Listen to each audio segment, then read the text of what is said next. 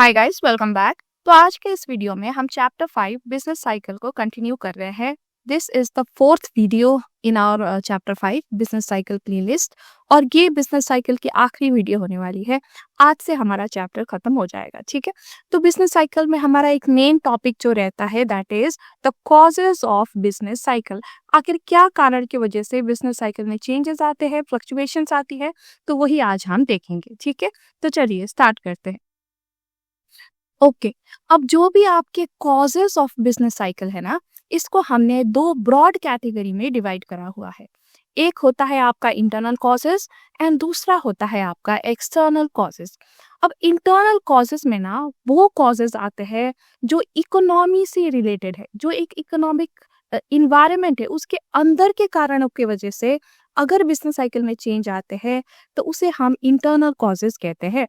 लेकिन अगर economic factor के अलावा कोई और फैक्टर की वजह से जो इकोनॉमी के इन्वायरमेंट के बाहर है, ऐसे फैक्टर की वजह से बिजनेस साइकिल में चेंज आते हैं तो इसको हम एक्सटर्नल कॉजेस कहते हैं। तो देखिए इंटरनल कॉजेस में यहाँ पे क्या आ रहा है, फ्लक्चुएशंस इन इफेक्टिव डिमांड। अब देखिए इफेक्टिव डिमांड ये एक इकोनॉमिक फैक्टर है ना, तो इसलिए ये इंटरनल कॉजेस में आता है। Similarly fluctuation in investment, again investment एक इकोनॉमिक फैक्टर है। Similarly variations in government spending, again government spending ये भी एक इकोनॉमिक फैक्टर है, right. Macro economic policies, money supply and psychological factors. Psychological यानी कि लोगों की जो साइकोलॉजी होती है जिनकी वजह से उनके डिमांड या स्पेंडिंग में चेंज आती है या इन्वेस्टमेंट में चेंज आती है, उसको हम साइकोलॉजिकल फैक्टर्स कहते हैं। अब ये भी इकोनॉमिक इन्वायरमेंट के अंदर ही आता है क्योंकि साइकोलॉजिकल फैक्टर्स जो है वो डिमांड, इन्वेस्टमेंट, सप्लाई को चेंज करते हैं, ठीक है। तो ये सारे फैक्टर्स में आपने कॉमन क्या देखा कि ये सारे इकोनॉमिक कारणों की वजह से अ, ये बिजनेस साइकिल में चेंजेस लेके आ रहे हैं, है ना। तो इसलिए इनको इंटरनल कॉजेस में डाला गया है। अब एक्सटर्नल कॉजेस देखिए, वार। अब वार तो कोई इकोनॉमिक फेनोमेनॉन नहीं है, राइट। ये external to the economic environment है एंड ये वंस इन अ वाइल होता है, ऐसा नहीं कि रोज रोज होता है ना। तो ये एक्सटर्नल कॉजेस में आ जाता है। सिमिलरली पोस्ट वार रिकंस्ट्रक्शन, ये भी एक्सटर्नल कॉज में आ जाता है। टेक्नोलॉजी शॉक, देखिए टेक्नोलॉजी एक टेक्नोलॉजिकल कारण होता है, ये इकोनॉमिक कारण नहीं है। इकोनॉमी से बाहर अगर कोई टेक्नोलॉजी में चेंज आ रहा है ना, तो ये साइंस या टेक्नोलॉजिकल रीजन हो गया जिसकी वजह से बिजनेस साइकिल में चेंज आ रहा है। अब नेचुरल फैक्टर्स जैसे कि कोई नेचुरल कैलामिटी आ जाती है, अर्थ में कुछ चेंज हो जाता है ना, तो ये भी इकोनॉमी इन्वायरमेंट के बाहर के कारण है। एंड सिमिलरली पॉपुलेशन ग्रोथ, अब ये भी एक डेमोग्राफिक कारण में आता है, नॉट एन इकोनॉमिक कारण।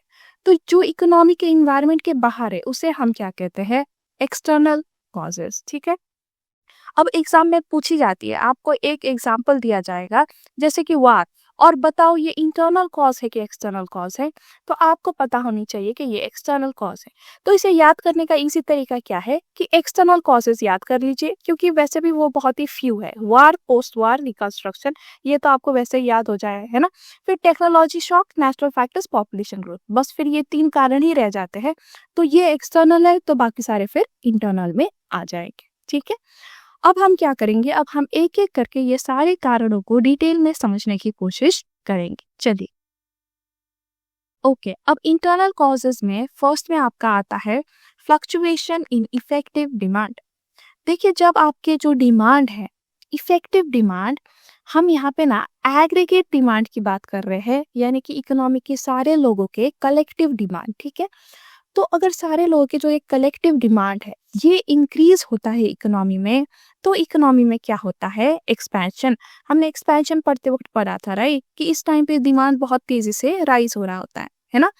और अगर बहुत तेजी से राइज हो गया तो एक टाइम पे पीक पहुंचता है ना। उसके बाद जब डिमांड गिरने लग जाता है तो क्या आता है, कॉन्ट्रैक्शन, ऐसा हमने पढ़ा था, राइट।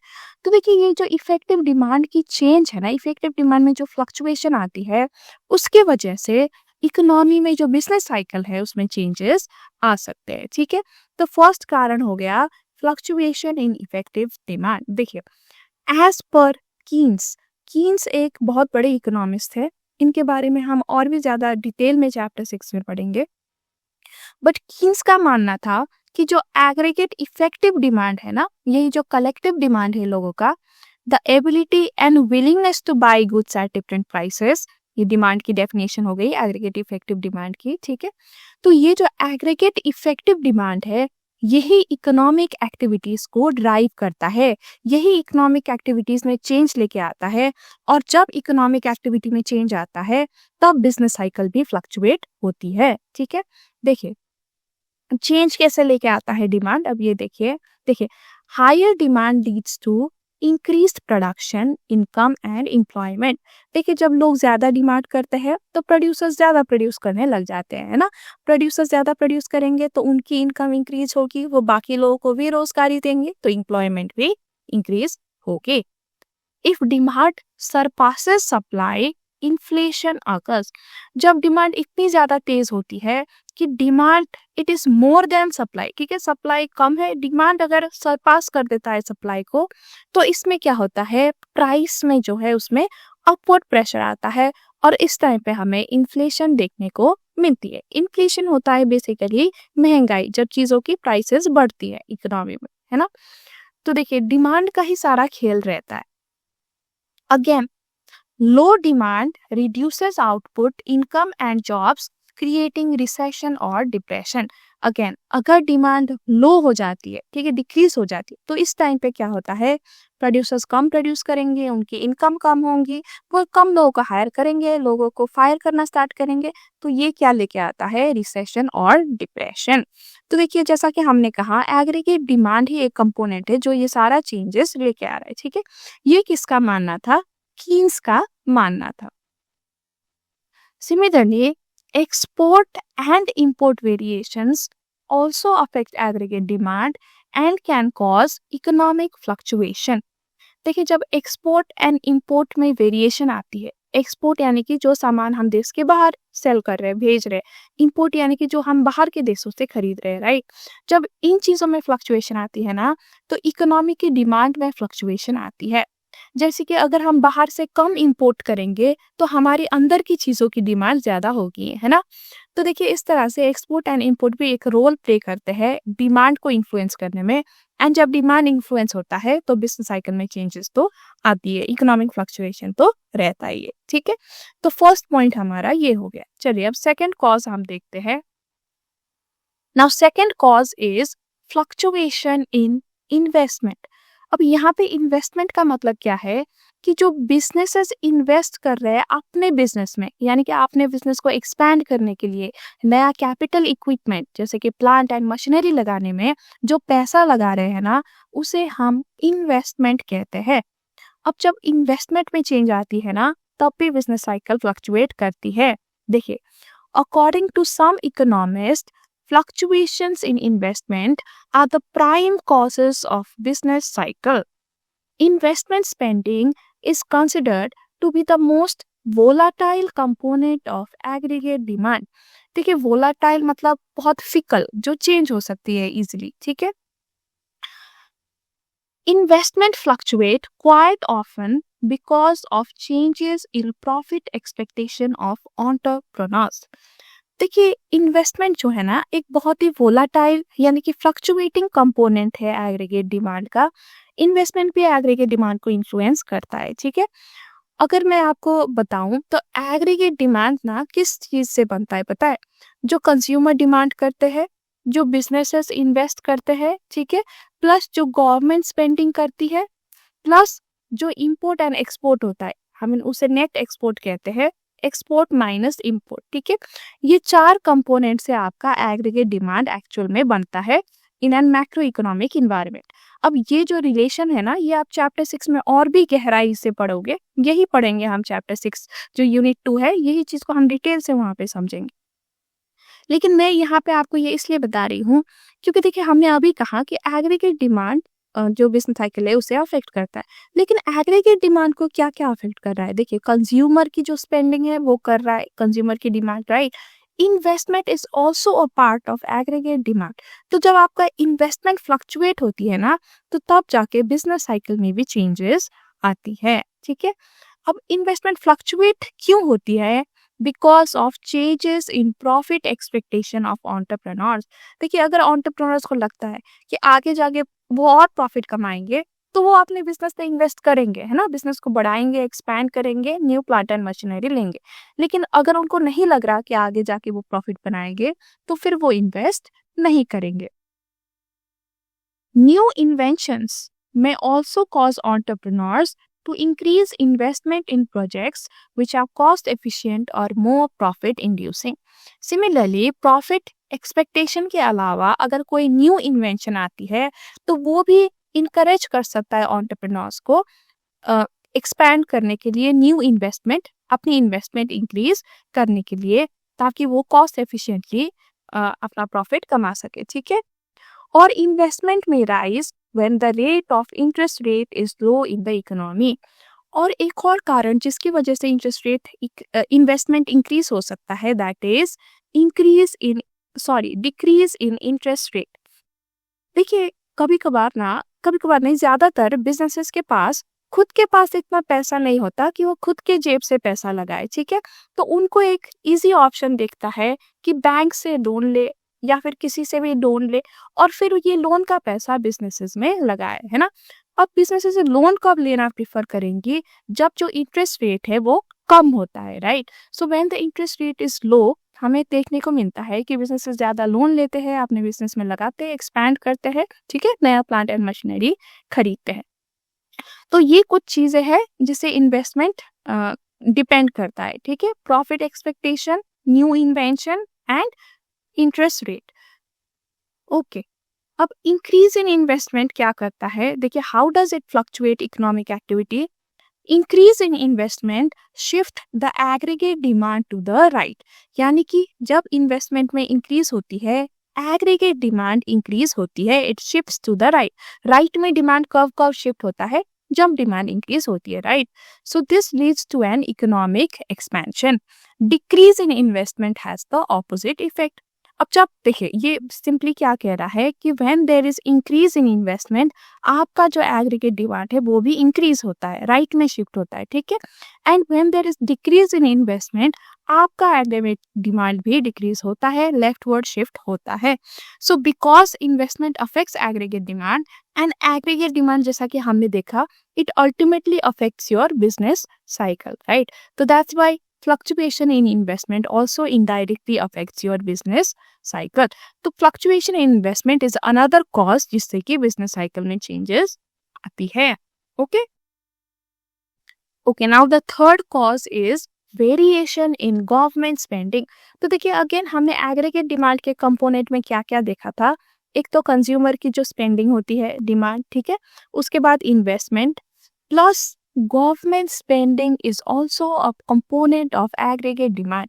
और एंड पे हमने देखा था net export, that is export minus import. ठीक है, तो देखिए यहाँ पे थर्ड कंपोनेंट क्या है, गवर्नमेंट स्पेंडिंग। तो अगर गवर्नमेंट स्पेंडिंग में वेरिएशन आती है तो एग्रीगेट डिमांड में वेरिएशन आती है, एंड इसकी वजह से बिजनेस साइकिल में फ्लक्चुएशन आती है। ठीक है, देखिए, changes in government spending, especially during or after wars, can destabilize the economy and lead to business fluctuations. Okay, तो ठीक है, इसमें तो छोटा सा ही बताया है आपकी किताब में। ठीक है, देखिए, जब गवर्नमेंट स्पेंडिंग करती है ना इकोनॉमी में, तो क्या होता है, इकोनॉमी के अंदर पैसा स्पेंड होता है, गवर्नमेंट पैसा लगा रही है इकोनॉमी। लेट्स से ये इकोनॉमी है, ये पूरा सर्कल, ठीक है। अब गवर्नमेंट यहाँ पे इसके अंदर पैसा लगा रही है। अब पैसा लगाने से क्या होता है ना, इकोनॉमी में जो इकोनॉमिक एक्टिविटीज है, ठीक है, वो इंक्रीज होती है। अब गवर्नमेंट पैसा कहाँ पे लगाती है, जैसे कि कोई प्रोजेक्ट कर रही है, कोई इंफ्रास्ट्रक्चर बना रही है ना। अब उसके लिए पैसे लगाएंगी, प्रोडक्शन होगा, लोग हायर होंगे वो बनाने के लिए, है ना, उनके पास इनकम बढ़ेगी, तो वो ज्यादा डिमांड करेंगे चीजों की। तो ऐसे करके ना धीरे धीरे इकोनॉमिक एक्टिविटी इंक्रीज होती है जब गवर्नमेंट इकोनॉमी में पैसा लगाती है। एंड जब इकोनॉमिक एक्टिविटी इंक्रीज होती है तो हमें पता है कि जो बिजनेस साइकिल है वो एक्सपेंशन की तरफ मूव करता है। ठीक है, सिमिलरली अगर गवर्नमेंट अपना स्पेंडिंग कम करे तो क्या होगा, बिजनेस फिर कॉन्ट्रैक्शन की तरफ मूव करेगा। तो इस तरह से जो चेंज इन गवर्नमेंट स्पेंडिंग है वो भी अफेक्ट कर सकती है। Now the fourth cause is your macro economic policies. देखिए, एक्सपेंशनरी पॉलिसीज जैसे कि increased government spending, tax cut and lower interest rate boost aggregate demand and create बूम्स। तो देखिए जैसा कि हमने अभी-अभी कहा इंक्रीज़ गवर्नमेंट स्पेंडिंग क्या करती है, ये इकोनॉमिक एक्टिविटी को इंक्रीज़ करती है इकोनॉमी में, ठीक है? लोगों के पास ज़्यादा इनकम रहता है, वो ज़्यादा डिमांड करेंगे, ठीक है?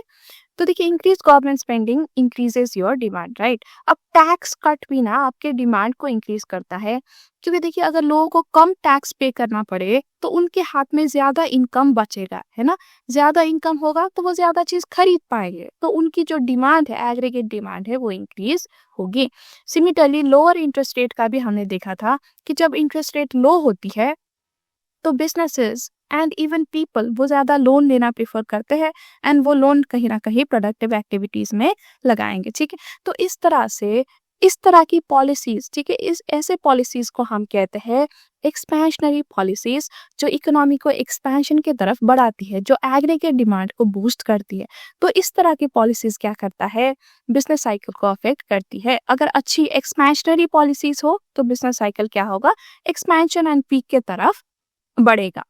लेकिन अगर हम एंटी इन्फ्लेशनरी पॉलिसीज लगाए, एंटी इन्फ्लेशनरी मेजर्स अपनाएं, जैसे कि टैक्स को इंक्रीज कर दे, गवर्नमेंट स्पेंडिंग को रिड्यूस कर दे, इंटरेस्ट रेट को इंक्रीज करे, तो इस केस में क्या होगा, एग्रीगेट डिमांड आपका रिड्यूस होगा। देखिए इसको एंटी इन्फ्लेशनरी मेजर्स क्यों कहा गया है, क्योंकि जब डिमांड बहुत ज्यादा हाई होता है ना सप्लाई के मुकाबले, तो हमने देखा था कि प्राइस में अपवर्ड प्रेशर आता है, जिसके वजह से क्या होता है, इन्फ्लेशन, ठीक है? अब इन्फ्लेशन को कंट्रोल करने के लिए हमें क्या करना जरूरी है, डिमांड को कम कराना जरूरी है ना? तो इसलिए गवर्नमेंट कभी कभार जब ज्यादा इन्फ्लेशन होती है ना, तो ऐसा तरकीब अपनाते हैं, जैसे कि टैक्स हाई कर दिया, गवर्नमेंट स्पेंडिंग रिड्यूस कर दिया, इंटरेस्ट रेट को बढ़ा दिया।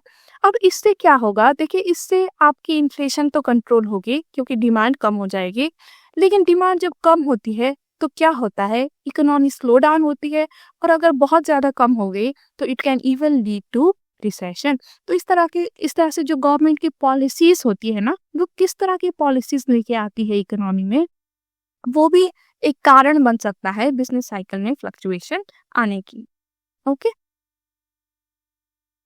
now the fifth reason is your money supply. Fifth cause is the money supply. देखिए अकॉर्डिंग टू हॉट क्या है, ये भी एक इकोनॉमिस्ट है, ठीक है? इनका मानना है कि बिजनेस साइकिल ना फ्लक्चुएट होती है because of money supply. Business cycle are monetary phenomenon, यानी कि मनी की सप्लाई के चेंजेस होने की वजह से बिजनेस साइकिल में चेंज आती है। देखिए, an increase in money supply boosts demand and economic activities, but excessive credit can cause inflation. अब हॉटके क्या कह रहे हैं कि अगर हम इकोनॉमी में मनी सप्लाई बढ़ा दें, ठीक है, हम इकोनॉमी के अंदर ज्यादा मनी प्रोवाइड करें लोगों को, तो क्या होता है, डिमांड इंक्रीज होगा, क्योंकि लोगों के पास ज्यादा पैसा होगा, है ना? डिमांड इंक्रीज होगी तो प्रोड्यूसर्स भी ज्यादा बनाएंगे, तो इकोनॉमिक एक्टिविटीज इंक्रीज होगी। लेकिन हमें एक्सेसिवली हाई मनी सप्लाई भी नहीं करना, क्योंकि उसकी वजह से फिर इन्फ्लेशन हो सकती है, ठीक है? Similarly a drop in money supply, अगर हम मनी सप्लाई को डिक्रीज करें तो वो क्या कर सकता है, रिसेशन को ट्रिगर कर सकता है बाय रिड्यूसिंग एग्रीगेट डिमांड। तो हॉटवे का क्या मानना था कि बिजनेस साइकिल में फ्लक्चुएशन आती है because of money supply. Okay, now the sixth reason is your psychological factors in business cycle. अब ऐसे कौन से साइकोलॉजिकल फैक्टर्स है जिसकी वजह से बिजनेस साइकिल में चेंजेस आती है? देखिए, अब साइकोलॉजिकल फैक्टर्स में हम दो तीन थ्योरीज पढ़ेंगे। First is your Pigou's theory. Pigou भी अगेन एक इकोनॉमिस्ट है। अब इनका क्या कहना है कि देखिए business decisions are often driven by expectation of the future. देखिए कोई भी बिजनेस सब जब डिसीजंस बनाता है ना, तो वो फ्यूचर को देख के बनाता है कि फ्यूचर में उसकी क्या एक्सपेक्टेशन है। जैसे कि अगर उसकी प्रॉफिट की एक्सपेक्टेशन है तो वो क्या करेगा, ज्यादा इन्वेस्ट करेगा, उससे डिमांड बढ़ेंगी, एक्सपेंशन आएगा। लेकिन अगर उसकी एक्सपेक्टेशन है कि फ्यूचर में प्रॉफिट नहीं होगी तो वो नहीं एक्सपैंड करेगा, राइट? एंड इकोनॉमी में कॉन्ट्रैक्शन आ सकती है। देखिए, optimism, if businesses and consumers are confident about future growth, they invest more and increase production leading to expansion। अब ऐसे विचार को हम कहते हैं ऑप्टिमिज्म, यानी कि पॉजिटिव थिंक कर रहा है बिजनेसेस एंड कंज्यूमर्स बोथ। ठीक है, वो सोच रहा है कि फ्यूचर अच्छी है, तो अच्छी है तो वो क्या करेंगे, ज्यादा एक्सपैंड करेंगे, ज्यादा प्रोडक्शन करेंगे, इकोनॉमी में एक्सपेंशन आएगी। लेकिन अगर बिजनेसेस पेसिमिस्ट है, अगर कंज्यूमर्स एंड बिजनेसेस दोनों ही नेगेटिव थॉट रखते हैं कि इकोनॉमी अच्छी नहीं है, फ्यूचर में खराब होने वाली है इकोनॉमी में, ठीक है, तो तब वो क्या करेंगे, तब एक्सपैंड नहीं करेंगे, तब ज्यादा पैसा नहीं लगाएंगे, डिमांड पे ज्यादा नहीं करेंगे और कॉन्ट्रैक्शन आएगी। देखिए, व्हेन देयर इज अनसर्टेनिटी और fair of economic decline, businesses reduce investment, consumers cut spending and economic contraction follows। तो पीक्यू यहाँ पे मेन क्या कहना चाह रहे हैं कि लोग कितने ऑप्टिमिस्ट हैं या फिर कितने पेसिमिस्ट है, इसमें डिपेंड करता है business cycle. This can also be a cause of business cycle fluctuation. ठीक है, तो ये कंज्यूमर की जो एक्सपेक्टेशन है कि वो क्या ऑप्टिमिज्म ऑप्टिमली मतलब एक पॉजिटिव अप्रोच से फ्यूचर को देख रहे हैं या फिर एक पेसिमिस्ट नेगेटिव अप्रोच से देख रहे हैं, वो एक्सपेक्टेशन में भी बिजनेस साइकिल डिपेंड करता है। ओके, अब साइकोलॉजिकल रीजंस में ही दूसरा थ्योरी आता है आपका शॉम्पीटर्स इनोवेशन थ्योरी। देखिए, शॉम्पीटर का क्या मानना था, ये भी एक बहुत बड़े इकोनॉमिस्ट है। ये कहते हैं कि बिजनेस साइकिल में ना फ्लक्चुएशन तब आती है जब एक नया इनोवेशन आता है। ठीक है, देखिए, न्यू इन्वेंशंस और टेक्नोलॉजिकल ब्रेक थ्रू, यानी कि एक नया टेक्नोलॉजी ने रैपिडली ग्रो कर लिया। ठीक है, सो जब ऐसा होता है तो it creates opportunities for new industries and markets. For example, the invention of smartphones led to a boom in the telecom and app development sectors. However, once the innovation matures or demand saturates, the economy may slow down until next innovation arises. देखिए, अब mainly ये शॉम्पीटर क्या कहना चाहते हैं कि जब एक नया इनोवेशन आता है, टेक्नोलॉजिकल ब्रेक थ्रू आता है, तो सडनली हमें एक्सपेंशन देखने को मिलेगी, क्योंकि नए इंडस्ट्रीज आ जा रहे लग जाएंगे, है ना, नए अपॉर्चुनिटीज क्रिएट होगा और हमें एक तेजी से बूम आते हुए दिखेगा। लेकिन एक टाइम पे ना ये स्टेबलाइज हो जाएगा। ठीक है, क्योंकि एक टाइम पे जितना बूम आना था वो आ चुका है। ठीक है, एंड जो ये नया इनोवेशन है, नया टेक्नोलॉजी है, उसकी डिमांड स्टैग्नेंट हो जाएगी, सैचुरेट हो जाएगी। ठीक है, यानी कि स्टैग्नेंट हो जाएगी, अब ज्यादा उसकी डिमांड तेजी से नहीं बढ़ रही। ठीक है, तो इससे क्या होगा, जब डिमांड सैचुरेट होने लग जाएगा तो धीरे धीरे फिर हमें इकोनॉमिक स्लो डाउन होते हुए दिखेगा। ठीक है, और फिर सडनली जब एक नया इनोवेशन आएगा तो अगेन इकोनॉमी तेजी से अपना बूम पकड़ेगी, अगेन तेजी से एक्सपैंड होने लग जाएगी। तो इकोनॉमी में फ्लक्चुएशन आने के लिए नया इनोवेशन आना जरूरी है। जब इनोवेशन आता है तब फ्लक्चुएशन आती है, ऐसा शॉम्पीटर का मानना था। ओके ओके, अब साइकोलॉजिकल रीजंस में ही अनदर थ्योरी आती है, कार्ल कॉबवेव थ्योरी। अब कार्ल एक दूसरे इकोनॉमिस्ट है, he is another great economist. ठीक है, अब इनकी कॉबवेव थ्योरी क्या कहती है, देखिए, कॉबवेव थ्योरी कहती है कि businesses often base production decisions on current prices। देखिए, बिजनेस जब प्रोडक्शन के डिसीजंस लेते हैं ना, वो प्राइस को देख के लेते हैं, राइट। अभी करेंटली आपकी चीजों की प्राइस क्या है, आपकी गुड्स की प्राइस अगर आपको राइज होते हुए दिख रही है, करेंटली अगर प्राइस राइज हो रहा है तो आप सोचोगे कि मैं फ्यूचर में ज्यादा बनाऊं, ये जो राइजिंग प्राइस है इसका फायदा उठाऊं, है ना। लेकिन अगर करेंटली प्राइस कम है तो आप सोचोगे कि नहीं, मैं फ्यूचर में ज्यादा प्रोड्यूस ना करूं, है ना।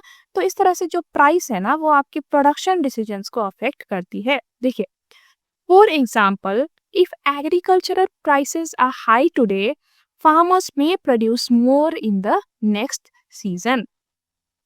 However, this increased supply may lead to lower prices in future, causing reduced profits and potential layer।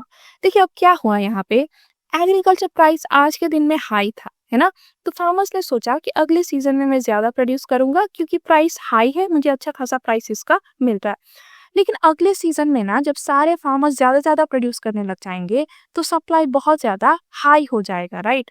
And हमें पता है जब डिमांड से ज़्यादा हाई सप्लाई हो तो क्या होता है, when there is excessive supply तो प्राइस में ना फिर डाउनवर्ड प्रेशर आता है और अगले सीजन क्या होगा, फिर प्राइस कम हो जाएगी जिसकी वजह से प्रॉफिट रिड्यूस हो जाएगी एंड पोटेंशियल ले ऑफ आपको देखने को मिलेगा। ठीक है, अब क्या होगा, अब देखिए अब अगले सीजन में प्राइस कम हो गई। ठीक है, अब फार्मर सोचेंगे कि प्राइस तो कम है तो इससे अगले सीजन में वो फिर प्रोड्यूस भी क्या करेंगे, दे विल प्रोड्यूस लेस।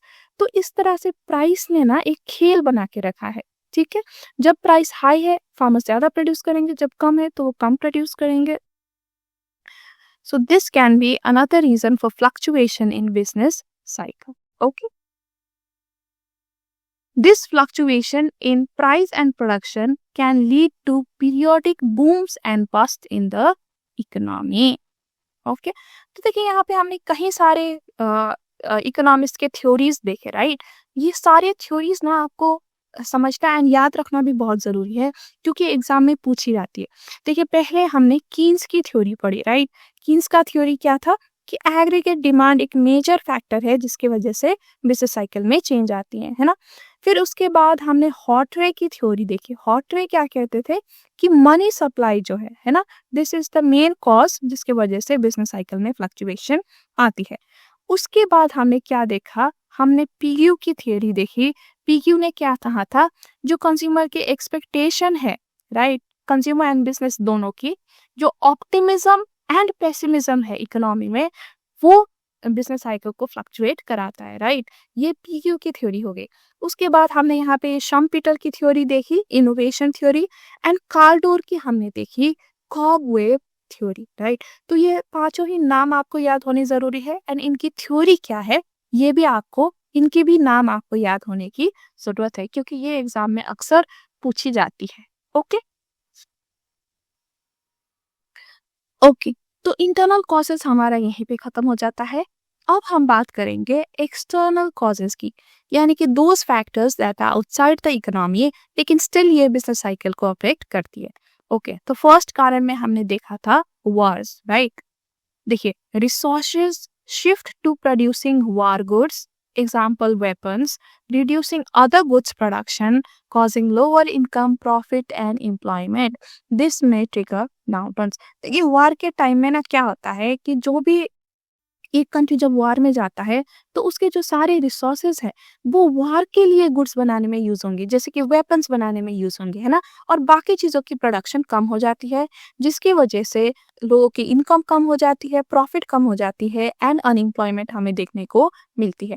तो ये ट्रिगर कर सकता है डाउनटर्न। तो वार के टाइम में इकोनॉमी में डाउनटर्न आती, ये हमने देखा भी है ना, ये कॉमन सेंस की भी बात भी है। हम अभी भी देखते हैं जब वॉर हुई है रशिया में, यूक्रेन में, तो उनकी इकोनॉमी अफेक्ट हुई है, राइट। सो वॉर कॉजेज डाउनटर्न्स, तो ये एक एक्सटर्नल कॉज है बिजनेस साइकिल के लिए। अब पोस्ट वॉर रिकंस्ट्रक्शन में क्या होता है, वॉर खत्म हो गई, ठीक है। अब वॉर खत्म होने के बाद क्या होगा, धीरे धीरे जो इंफ्रास्ट्रक्चर खराब हुए थे वो बनाने लग जाएंगे, जैसे कि हाउसेस, ब्रिज, रोड्स, है ना।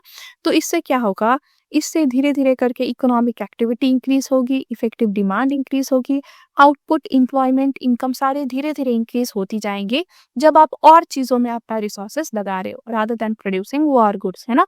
तो पोस्ट वॉर रिकंस्ट्रक्शन जो है ये धीरे धीरे इकोनॉमी को रिकवर करने में हेल्प करती है।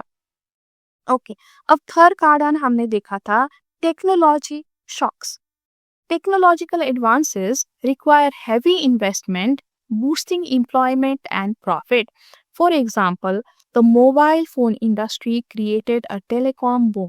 तो देखिए जब नया इनोवेशन आती है, नई टेक्नोलॉजी आती है तो उसमें काफी इन्वेस्टमेंट चला जाता है ना। अब लोग को भी क्यूरियोसिटी होती है तो वो भी उस चीज की डिमांड करते हैं, ज्यादा प्रोडक्शन होता है उस चीज से रिगार्डिंग, ज्यादा इंडस्ट्रीज उभर के आते हैं एंड इससे एक बूम इकोनॉमी में हमें देखने को मिलती है। जैसे कि जब मोबाइल फोन में इनोवेशन आई थी, है ना, तो एक टेलीकॉम बूम हमें उस सेक्टर में देखने को मिला था। एंड हमें तो पता ही एक सेक्टर में जो बूम आता है वो धीरे धीरे सारे सेक्टर्स में स्प्रेड होता जाता है ना, क्योंकि बिजनेस साइकिल परवेसिव होता है। तो अगर एक सेक्टर में बूम आ गई देन पूरी इकोनॉमी में बूम आ सकती है, अच्छा इकोनॉमी एक्सपैंड कर सकती है। Okay, now the fourth cause हमने देखा था नेचुरल फैक्टर्स। देखिए ड्रॉट्स और flood reduce agriculture output, affecting farmer income and demand for industrial goods। देखिए जब ड्रॉट यानी कि बारिश की कमी या फ्लड, एक्सेसिव बारिश, एक्सेसिव फ्लड है ना, जब ये चीजें आती है, ये नेचुरल फेनोमेनॉन है ना। तो जब ऐसी चीज आती है तो एग्रीकल्चर आउटपुट की प्रोडक्शन कम हो जाएंगी, फार्मर्स की इनकम अफेक्ट होंगी, है ना। एंड जो एग्रीकल्चर बेस्ड प्रोडक्शन करते हैं, जो इंडस्ट्रीज एग्रीकल्चर में बेस्ड है, उनमें भी हमें यहाँ पे गिरावट देखने को मिलती है। Lower food production can push up food prices, reducing consumers' purchasing power for industrial goods and causing recession। और यहाँ पे दूसरी चीज क्या हो सकती है कि फूड प्रोडक्शन तो कम हो गई, राइट, तो इनकी सप्लाई क्या हो गई, कम हो गई, इनकी डिमांड ज्यादा है। तो इससे क्या होगा, जो प्राइस है ये ऊपर की तरफ पुश होगा, एग्रीकल्चर गुड्स की प्राइस बढ़ेंगी, तो लोगों को अब खाना खरीदने में ही उनका ज्यादा पैसा जाएगा, है ना। तो बाकी चीज की वो डिमांड ज्यादा नहीं कर पाएंगे, और जिसके वजह से इकोनॉमी में रिसेशन आएगी, कि बाकी चीज जो बाकी इंडस्ट्रीज है वो सफर करेंगी। Okay okay, now the fifth reason is the population growth. If the population grows faster than the economy, lower saving and investment, reduce income and employment, leading to slower economic activities। हमें तो पता ही है कि population, excessive population होने का क्या effect होता है, वो तो हम अपने देश में देखते ही हैं, अपनी इकोनॉमी में हम वो महसूस करते ही हैं, है ना, कि जब ज्यादा पॉपुलेशन होता है, हर चीज में कंपटीशन होता है, इतने ज्यादा लोग compete कर रहे हैं, घर में इतने लोग हैं, तो आप सेविंग कैसे करोगे, सबको फीड करना है, इन्वेस्टमेंट करने के लिए भी ज्यादा पैसा नहीं बचता। देखिए इकोनॉमी आपकी ग्रो करे, लेकिन पॉपुलेशन और भी तेजी से ग्रो करे, तो जो ये इकोनॉमिक रिसोर्सेज है वो अब ज्यादा पॉपुलेशन में बटना है, जो भी इनकम है इकोनॉमी की वो ज्यादा पॉपुलेशन में बटना है ना। तो इसकी वजह से क्या होगा, ऑब्वियसली आपकी सेविंग लो होगी, आप जितना चाहे उतना इन्वेस्ट नहीं कर पाएंगे, एम्प्लॉयमेंट में दिक्कत आती है, ओवर पॉपुलेशन से लोगों की इनकम कम होती है, and this leads to slower economic activities. ठीक है, तो पॉपुलेशन ग्रोथ भी एक फैक्टर है for creating business cycle fluctuations. Okay, तो एक्सटर्नल कॉजेज भी यहाँ पे हमने देख लिया। ओके, तो कॉजेज ऑफ बिजनेस साइकिल भी हमारे यहाँ पे खत्म हो जाती है।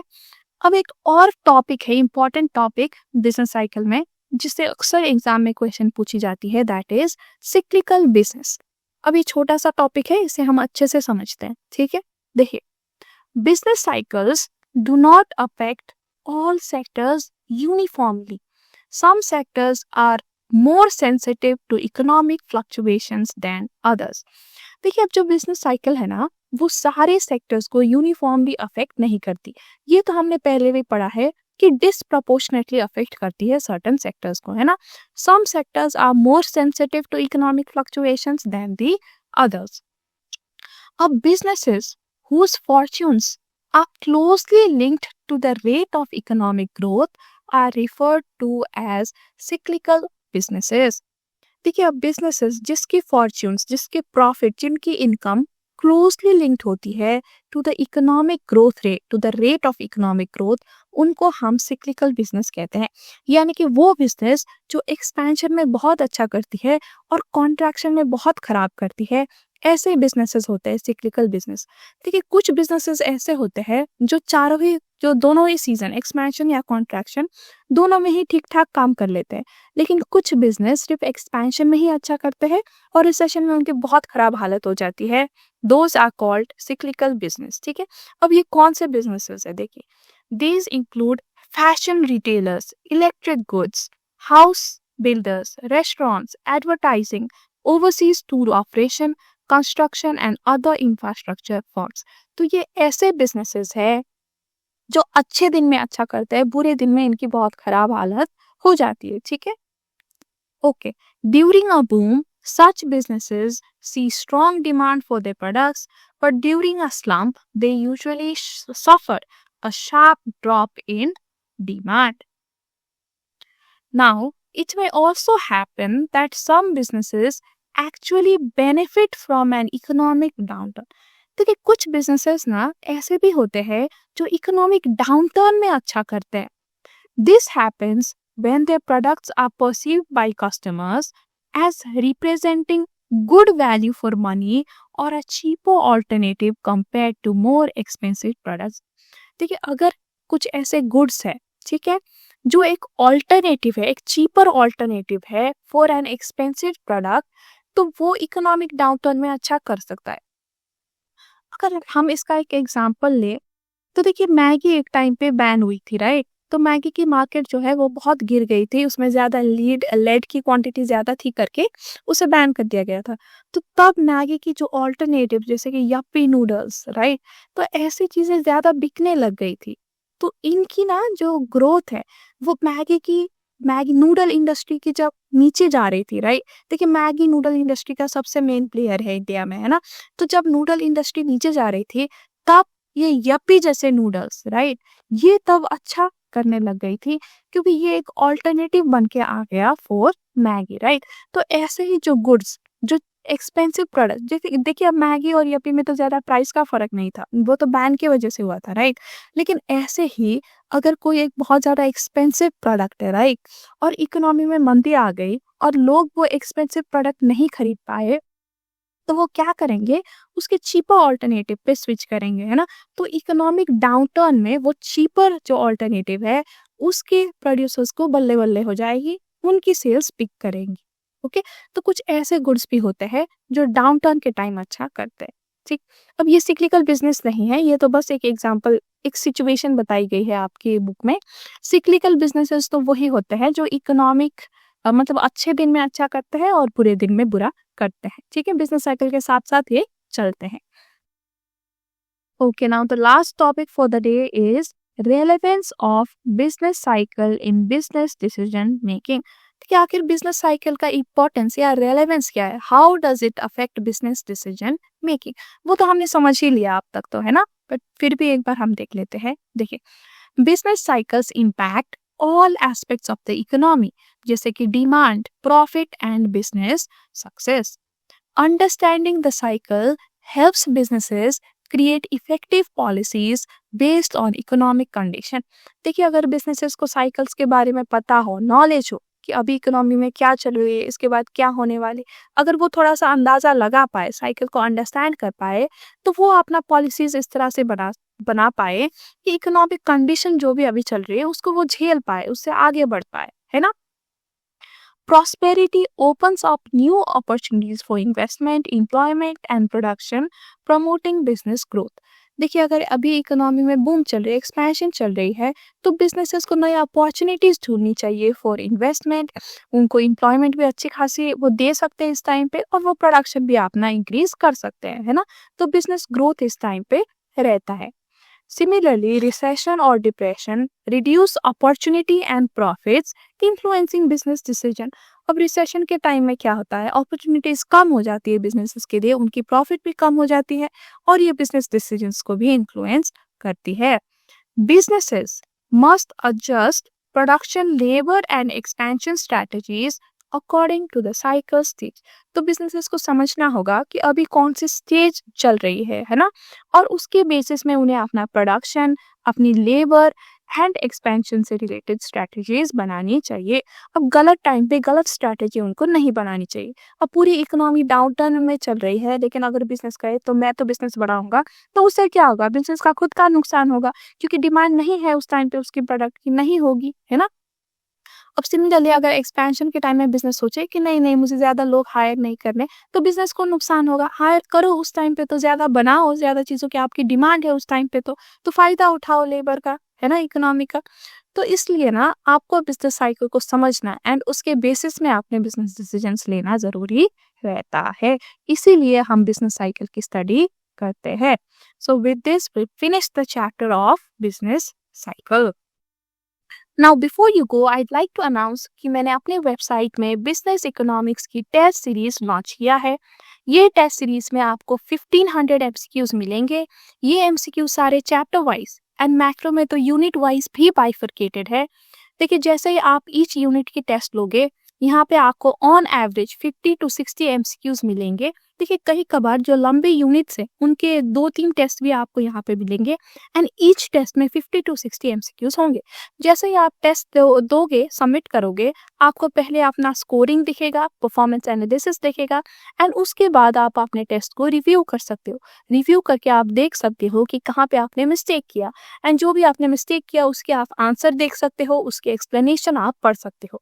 यानी कि अगर आप कोई क्वेश्चन में कंफ्यूज हो, गलती करते हो, तो आपको इधर-उधर भटकने की ज़रूरत नहीं है आंसर देखने के लिए, आपको आंसर एंड एक्सप्लेनेशन भी टेस्ट के अंदर ही मिलेगा।